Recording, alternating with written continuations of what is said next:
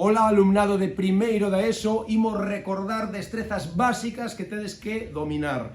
Hai 10 destrezas básicas, a primeira delas é dominar as operacións combinadas coa xerarquía das operacións. Tedes aquí un esquema que deixa claro que primeiro sempre, cando temos unha cadea longa de operacións, hai que facer primeiro sempre as parénteses, despois potencias e raíces, despois multiplicacións e divisións, e só ao final de todo sumas e rectas. Non caigades na tentación de facer unha suma cando aínda quedan multiplicacións por facer. Ese é un erro básico que non se pode xa cometer en primeiro da ESO, de acordo?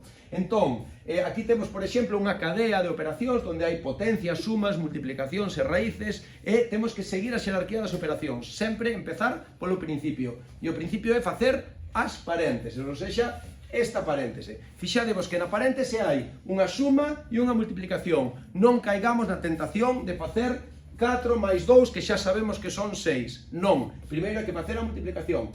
2 por 3, 6, de acordo? 2 por 3, 6, máis 4, 10. Entón, volvo a escribir isto, 12 ao cuadrado, menos 4 por, e agora fago primeiro a multiplicación. 4 máis 6, menos 10 ao cuadrado, menos raíz de 4. Vale. Din un primeiro paso onde simplemente fixen esa multiplicación dentro da paréntese. Agora xa podo facer a paréntese. 4 máis 6, que son 10. E volvo a escribilo todo. 12 ao cuadrado, menos 4 por 10, menos 10 ao cuadrado, menos raíz de 4. Vale. Entón, fixadevos que sempre teño que escribir todo, porque estou escribindo unha cadea de igualdades. De acordo? Xa me desfixen da paréntese. Agora, o seguinte na xerarquía de operacións que é potencias e raíces. Aquí teño unha potencia 12 ao cuadrado, que xa vimos en clase que son 144, e aquí teño outra potencia 10 ao cuadrado, que serán 100,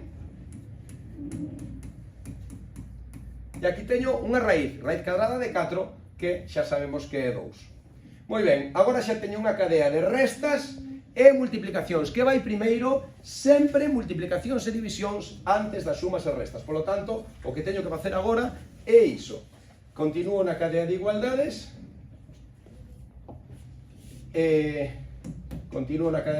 quedaría 144 menos 4 por 10, 40.